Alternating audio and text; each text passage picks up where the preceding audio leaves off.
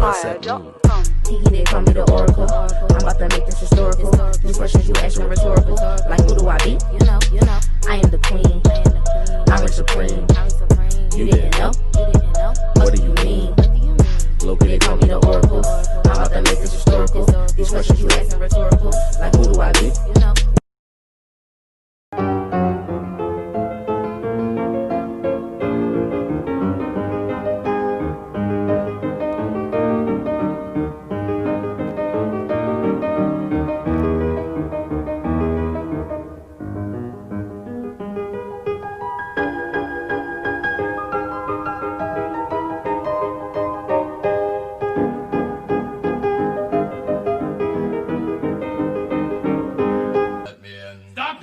Let me in. You had never stop that knocking at the door. Let me in. Stop that knocking. Let me in. Stop that knocking. Let me in. You had never stop that knocking at the door. Stop that knocking. Stop that knocking. Stop that knocking. Stop. Peace and blessings, everybody. Or not. This is your girl, the Philly Bruja, coming to you on a Wednesday morning. Hey. Okay. So I know I'm late with this. Just this quick review of one of my now very favorite shows. I know I'm late, okay? With work and the e-schooling thing and having a little one now. Yeah, I'll be kind of busy, but this was on my heart and I wanted to just put this out there and get other thoughts, other people's opinions, I should say, in regards to the episode Let Me In. On that episode of Lovecraft, I mean, are you guys loving the show or what? Can I just say that this is one of the best shows, hands down, that I have seen in a long time, okay? Honestly, I can't remember the last time I'm sitting here waiting patiently for the next episode, because we're so used to binging. Or I can speak for myself. I'm so used to, being able to binge a whole season of something, This is definitely cinematic gold. I can honestly say that episode they did when she moved into the house, which was taken from something, basically that really happened in Chicago when they were integrating the neighborhoods. That's a whole nother topic that maybe I should have revisited. I should have visited that when that episode came out, but I did not.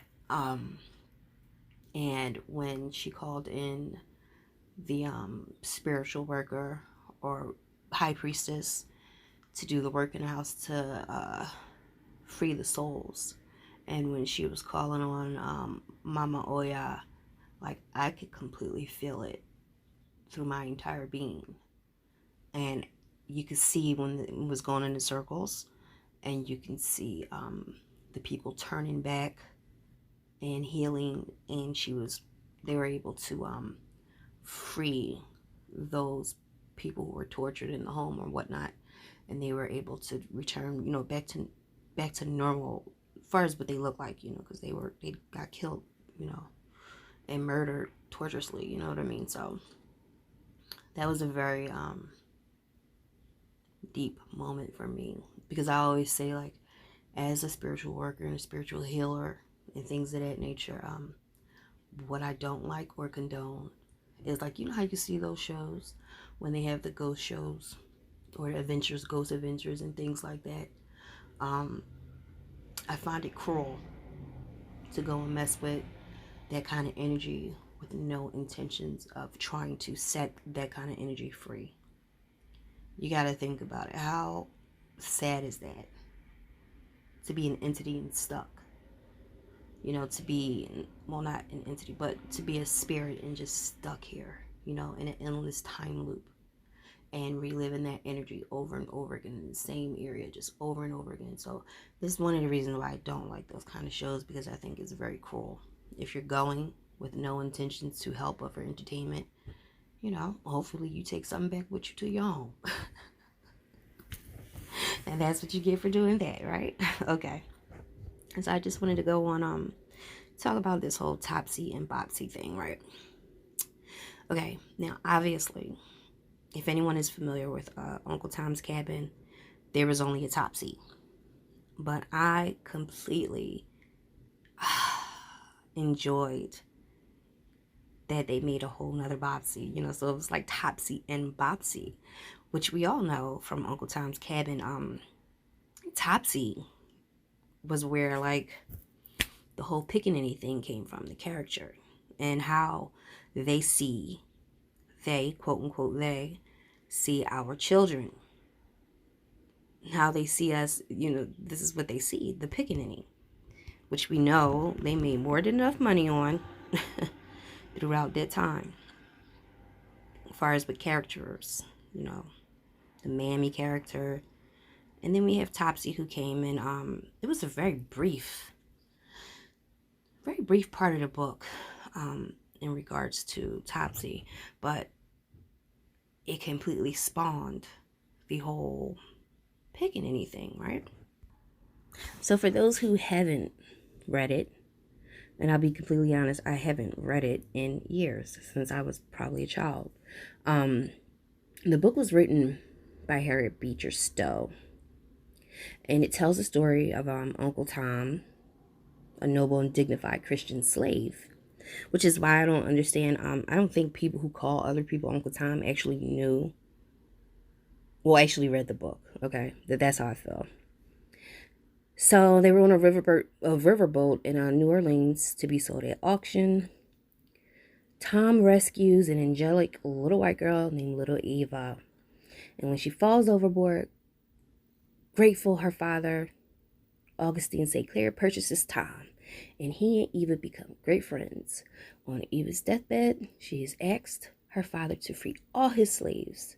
You know, that's the white savior thing going on here, right? Which he plans to do, but dies in a freak accident before he can. Tom is sold to a brutal Sam Legree and is eventually whipped to death after refusing to divulge the whereabouts of 2 female runaways. Uncle Tom's Cabin sought to garner sympathy for slaves and support for abolition by expressing the depravity of slavery, which actually it worked. It worked out for them, right? Now, in the book, Topsy's character in the book is a very brief character, but again, like I said earlier, it spawned the whole pickaninny thing, right? In the book, she is described as like an 8 or 9-year-old, very, very black, very brown, shiny eyes, glittering like glass beads, and woolly hair, and they just stuck up in all directions, dressed in rags, obviously. She spoke very broken English. You guys know what I'm talking about there, because they did it all through kind of minstrel shows and whatnot. So that slave kind of talk, that's how she talked. They painted her as very mischievous. She was a thief, not smart. But even through all of just this little tiny itty bitty portion of the book, it spawned a whole, you know, it just spawned a whole different, you know, genre. And then we remember we got Sambo and the Piccaninny and the Little Rascals, but we, like, you know, it was supposed to be humorous instead of sympathetic. That's, you know, pretty fucked up, right? Pretty fucked up. So in this particular episode, I like the fact that they brought in the double, one light and one dark, which is like, so is above, so is below, you know, kind of like the balance of it all. I feel like with the characters Topsy and Bopsy, I feel like that's what racist white people see when they look at our children. I do. Because if you look at it, in that same episode, the character Dee, she loses her friend who was Bobo Emmett Till, And then the curse is put on her. Oh, I should have told y'all guys a disclaimer. Warning, spoiler alert if you didn't see it yet. Sorry, my bad. Oops.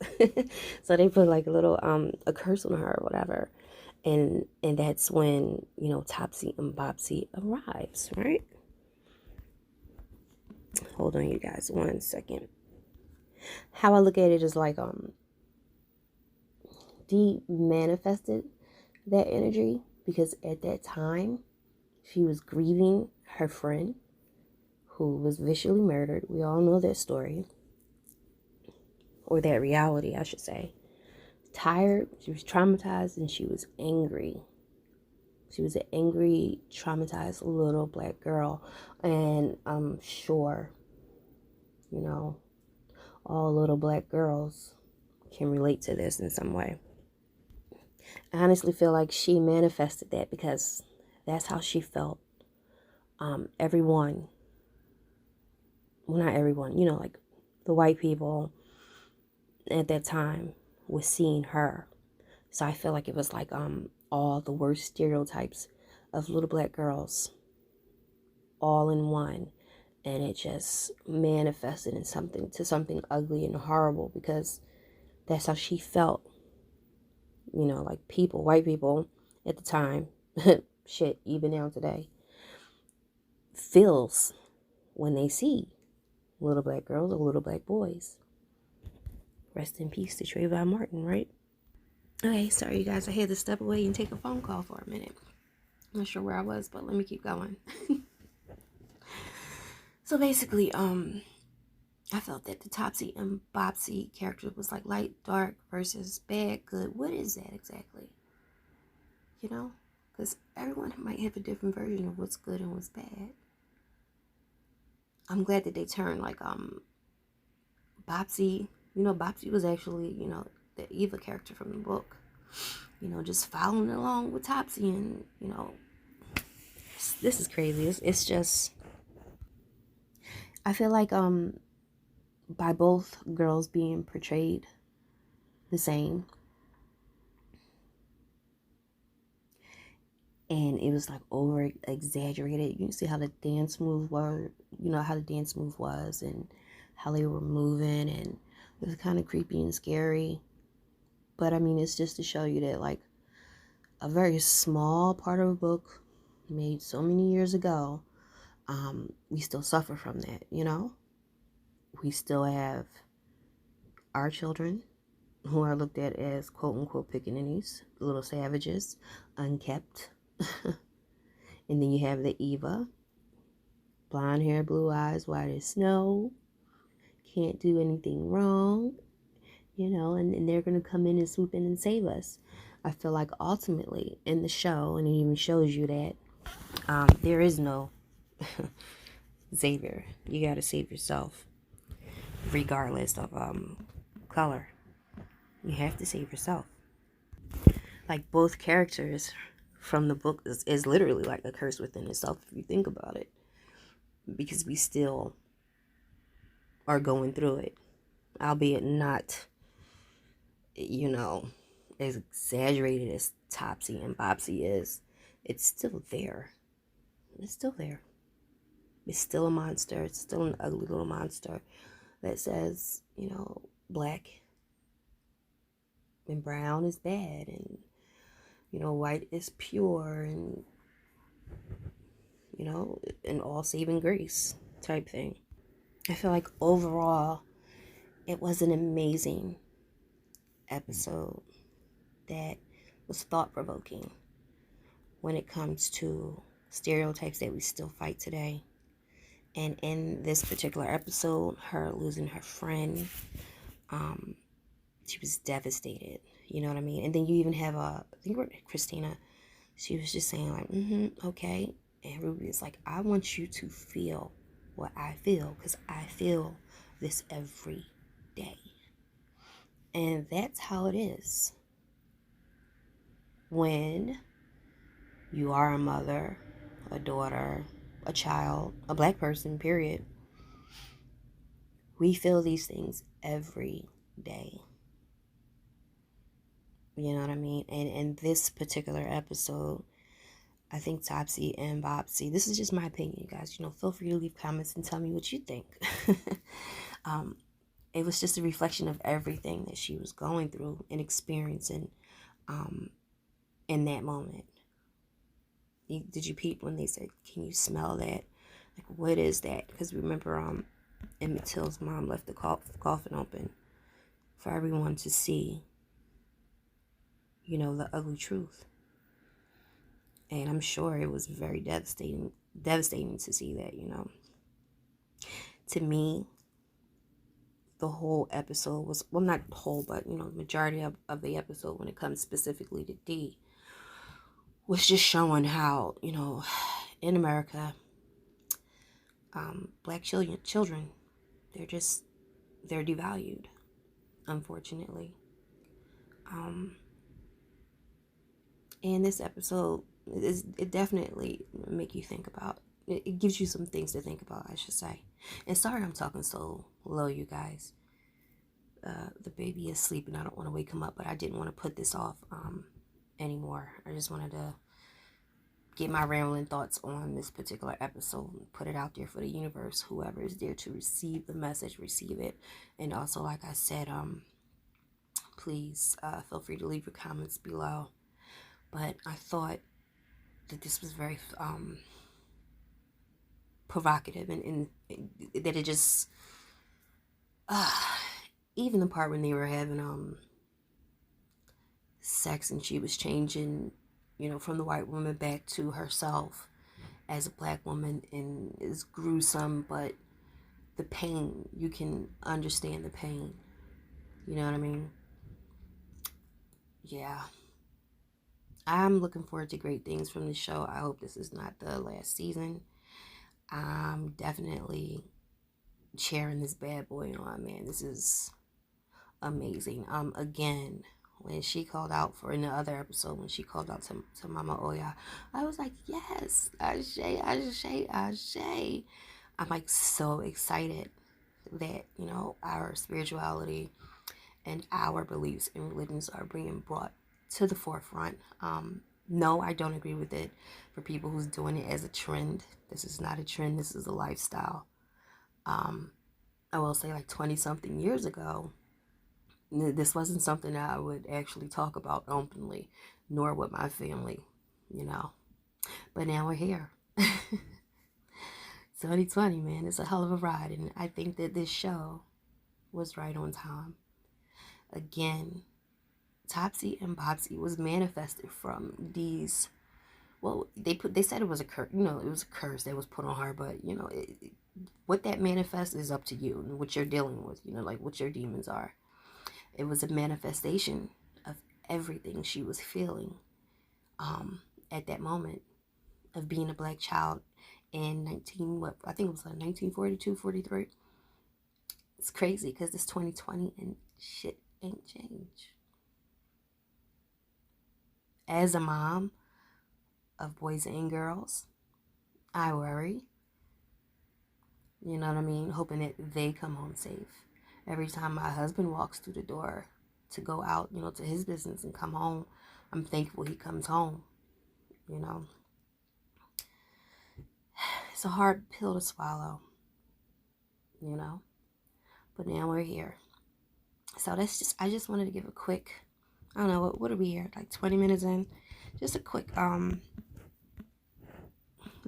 video on how I feel and what I was feeling after I watched that episode. We actually watched it twice. We always watch the episodes twice, my husband and I. But yeah, it's crazy. Shit change. They quote unquote they, who are they? You know what I mean? But I'm just saying,